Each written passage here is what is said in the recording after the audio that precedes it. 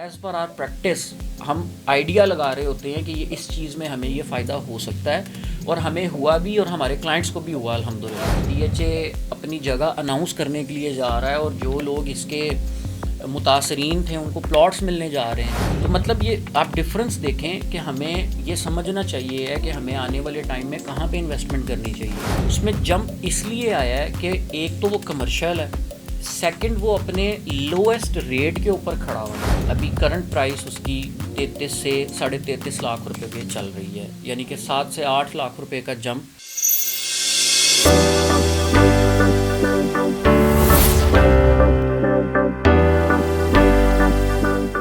जी अस्सलाम वालेकुम, मेरा नाम असदुल्ला अवान है और बाहू स्टेट के प्लेटफॉर्म से मैं आपको खुशामदीद कहता हूँ।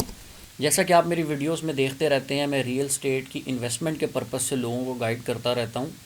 तो आज का टॉपिक भी हमारा यही है कि हम प्रीवियस कुछ चीज़ों को देखें, जिन चीज़ों में कुछ रेट्स बेहतर हुए हैं और आगे मज़ीद उनमें क्या बेहतरी हो सकती है, और अगर अभी हमें इन्वेस्टमेंट करनी हो तो हम कहाँ पे इन्वेस्टमेंट कर सकते हैं।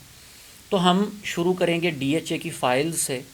अगर मैं डीएचए फ़ेज़ 10 की बात करूं तो उसके 5 मरले रेजिडेंशियल प्लॉट की फ़ाइल जो कि तकरीबन 25-25.5 लाख रुपए पे आ गई थी, अभी करंट प्राइस उसकी 33 से 33.5 लाख रुपए पे चल रही है, यानी कि 7 से 8 लाख रुपए का जंप आपको 5 मरला की फ़ाइल में देखने को मिला। इसी तरह फ़ेज़ 10 की अगर मैं कमर्शियल की बात करूं 4 मरला की, तो वो तकरीबन 1 करोड़ 15-17 लाख रुपए पे आया था, और आज की तारीख़ में जब मैं ये वीडियो अपलोड कर रहा हूँ, आज उसका रेट 1.5 करोड़ रुपए का है। मतलब उसमें कितना अच्छा जंप आया है। उसमें जंप इसलिए आया है कि एक तो वो कमर्शियल है, सेकंड वो अपने लोएस्ट रेट के ऊपर खड़ा हुआ था। जो लोग इन चीज़ों को समझते हैं उन्होंने तो फ़ौरन बाय किया वो। अब जो लोग सोच रहे थे, जो कि पिछले कई टाइम से सोच ही रहे हैं, उनके हाथ से वो चीज़ निकल गई। अब आप ख़ुद देखें कि 4 मरला का कमर्शियल प्लॉट, वो भी फ़ेज़ 10 में लाहौर में, अगर आपको 1 करोड़ 15-17 लाख रुपए का मिल रहा था तो इससे बेस्ट अपॉर्चुनिटी और कोई हो सकती थी।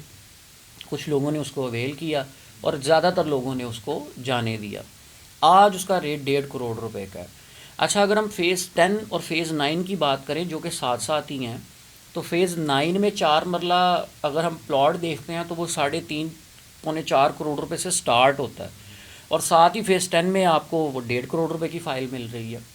तो मतलब ये आप डिफरेंस देखें कि हमें ये समझना चाहिए है कि हमें आने वाले टाइम में कहाँ पे इन्वेस्टमेंट करनी चाहिए। अब जैसे DH 13 है, उसकी 5 मरला की फ़ाइल तकरीबन 16-17 लाख रुपए के ऊपर थी। आज उसका रेट 23.5-24 लाख रुपए का है। इसी तरह DH कोयटा की फ़ाइल थी, वो तकरीबन 23-23.5 लाख रुपए पे आई हुई थी। आज उसका रेट 29.5-30 लाख रुपए है। मतलब अब ये आहिस्ता आहिस्ता इसने अपना सर उठाना शुरू कर दिया है। किसी एक पर्टिकुलर चीज़ में रेट का डिफरेंस नहीं आ रहा कि हम कहें ये कुछ डीलर्स ने मिलके इस रेट को हिलाया है, ऐसा नहीं है। अब लोगों की रिक्वायरमेंट देखने को हमें मिल रही हैं, ओवरसीज़ भी कई कॉल्स कर रहे हैं और डिफरेंट हमें अप्रोचेज़ आ रही हैं, रिक्वायरमेंट्स आ रही हैं। तो जहाँ जहाँ पे जिस तरह से रिक्वायरमेंट आती है वहाँ वहाँ पे रेट ऊपर जाना शुरू हो जाता है। फ़ेज़ 10 में जब ये कमर्शियल बहुत नीचे आया, लोगों ने फ़ौरन अपना रुझान किया कि यार ये 4 मरला कमर्शियल हम बाय करते हैं। उन्होंने राइट टाइम पे बाय किया। जब उधर डिमांड ज़्यादा हुई, सप्लाई कम हुई, रेट ऊपर जाना शुरू हो गया। अभी वो 1.5 करोड़ रुपए के ऊपर है। 13 में लोगों को पता लगा कि डीएचए अपनी जगह अनाउंस करने के लिए जा रहा है और जो लोग इसके मुतासरीन थे उनको प्लॉट्स मिलने जा रहे हैं, तो लोगों ने फटाफट फाइल्स बाय करना शुरू की। वहाँ पे भी डिमांड ज़्यादा हुई, सप्लाई कम हो गई, वो 16-17 लाख रुपए वाली चीज़ 23.5-24 लाख पे पहुँच गई।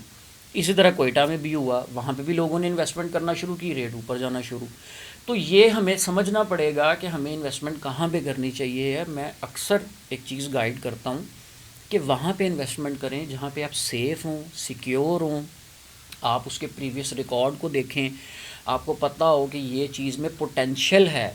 लाइक अगर आप पुराने फेजेस में इन्वेस्टमेंट कर लें, फ़ेज़ 1 में, फ़ेज़ 2 में, फ़ेज़ 3 में, तो वहाँ पे तो कभी भी आपको फ़ायदा नहीं होगा, क्योंकि वहाँ पे हर चीज़ हो चुकी है। वहाँ पे पोजेसन आ चुका है, वहाँ पे डेवलपमेंट हो चुकी है, कमर्शियल एक्टिविटीज़ हो चुकी हैं। वहाँ पे कोई चार्म नहीं है। अब चार्म आपने देखना है कि कहाँ पे अवेलेबल है। फ़ेज़ 9 प्रिज्म में बहुत चार्म है, फ़ेज़ 7 में बहुत चार्म है। इसी तरह अगर फ़ाइल्स में चले जाएँ, उनमें बहुत सारी फ़ाइल्स में भी बहुत चार्म है। तो हम उन चीज़ों को वैल्यूएट करके आपको गाइड करते हैं कि इस पर्टिकुलर चीज़ में आप इन्वेस्टमेंट कर लें, इंशाल्लाह फ़ायदा होगा। फ्यूचर का किसी को नहीं पता होता, हमें भी नहीं पता होता कि कब ये चीज़ नीचे चली जाएगी और कब ये चीज़ ऊपर चली जाएगी, लेकिन एज़ पर आर प्रैक्टिस हम आइडिया लगा रहे होते हैं कि ये इस चीज़ में हमें ये फ़ायदा हो सकता है, और हमें हुआ भी और हमारे क्लाइंट्स को भी हुआ अल्हम्दुलिल्लाह।